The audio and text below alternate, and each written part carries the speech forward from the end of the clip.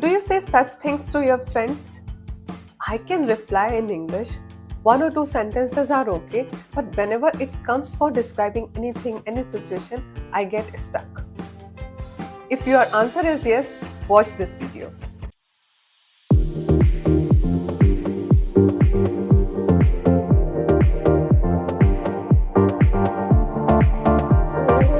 Hi guys, welcome back to our channel Fluent English 101. I'm Purnima. I consider myself as a lifelong learner of this language and I'm co-building Fluent English 101. So, do you feel difficulty to describe things, situation, person or some process? You get stuck and you feel nervousness and you are not clear with your thoughts. Just keep thinking that what am I going to say, how I am going to describe. I'm surely going to get stuck somewhere. Even if you try, you just repeat certain words or certain phrases and you repeat again and again, and there is no variety in your description. And in such situation, you do not even try to describe things. You will say one or two sentences and then you will quit.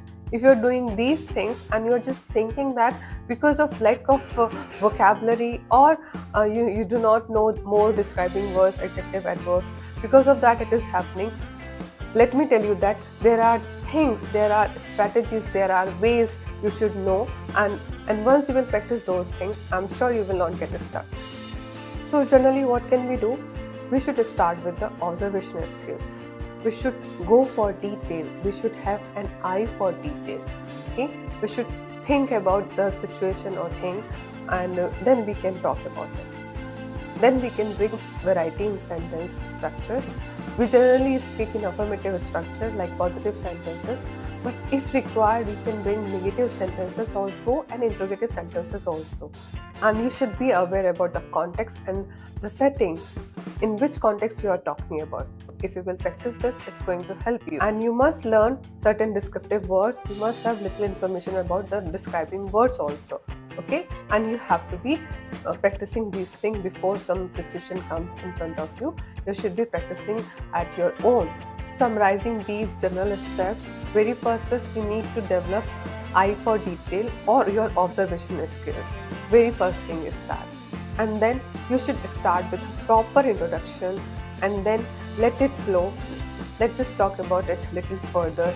You can break it down into small information and you can use comparison and you can build a story around it, and then you can be specific and then you have to conclude it with proper note. When we talk about the sentences, then you have to bring variety in sentence structure, affirmative, negative and interrogative. Utilize these all three forms and then ask for feedback from the listener. If you're following these steps, you will not get stuck. At least you will be able to speak more than one or two sentences when it comes for describing anything or situations. Now we will see these things with further details. When we describe something, it could be a person or it could be some living, non-living thing, or it could be a situation, or it could be a process or method or action. Okay, so we can divide these things into four groups and we can see specifically what we can talk about under these four categories. When you talk about any person, you can start with me and then you can talk about the physical attributes like height, hair, and you can talk about physical attributes like describing person's appearance such as height, build up, hair color, eyes, and their clothing style, and personality traits like if they are friendly, shy, outgoing or confident, their achievements, their behavior and the way they behave with others, like their occupation, hobbies, interest. These things you can talk about when you're talking about a person. Okay, and you can include your relationship also, your experiences also. You can build a story around your description. See the example of describing a person and see the kind of sentences and the way I have started with the introduction and all. Okay, Rohan is a tall man with a friendly smile. He has dark hair and he dresses neatly. Till now, I have spoken only affirmative sentences. I started with an introduction and now see further. Doesn't he seem confident when he talks? He is not from the city. He has moved recently. I have seen working him really hard. as we were colleagues for 2 years. Now let's see what we can talk about things. We can talk about physical characteristics and traits like shape, size, color, texture, matter of it, these things. And what's its function or purpose? For example, what's the significance of that thing?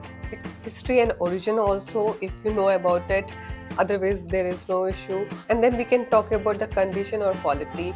You can comment on the whether it's new, well maintained or damaged. These things we can definitely talk about. And we can compare also, we can give some contrast comparison also. I have given an example here. You can see the way I have done it, you can also do. See the example of describing things. Antique clock. This antique clock is very old and pretty. It is made of wood and has design on it. Even though it's old, it still works. My grandfather has given it.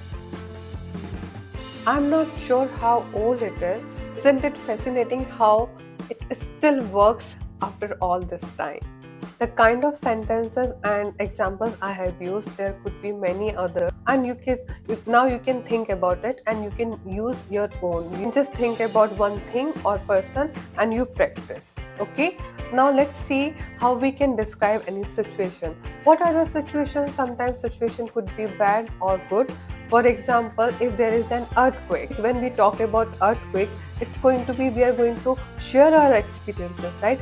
So the introduction is the earthquake, its time, when it happened, and then where it happened. These things you can talk about, and then you can say that the extent of it and the people who get affected by it. Those all things you can talk about.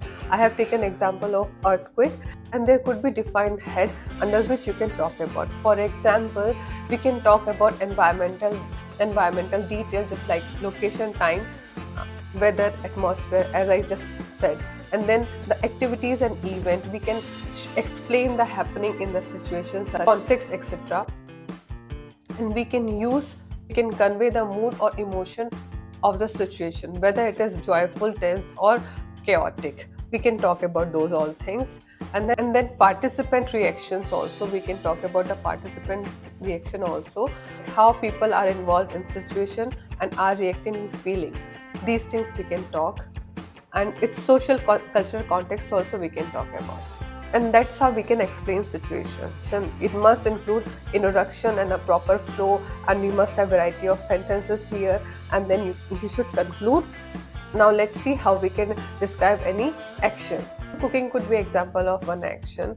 You must have seen Donkey, where Tapsi Pannu is talking about how she makes aloo paratha. So she's trying to start with what happens first, and then she make a perfect aloo paratha. You can see example of one action here, cooking aloo paratha. I have taken this example because people can relate to it. It was an example in recent movie Donkey. So you can see how I started and what was the flow and how I ended it. You can just see here. Let's summarize these all pointers. Any description should start with a proper introduction. At the same time, you have to remind yourself once again that practicing eye for detail or improving your observation skills will give you the content, not just vocab. Okay, you will have to remember this thing. It's very important to remember. What you have to develop eye for detail. If you're talking about situation, you must have eye for situation, what you can look for, those all information. If you're talking about a person or a thing or a place or some action, you should think about it.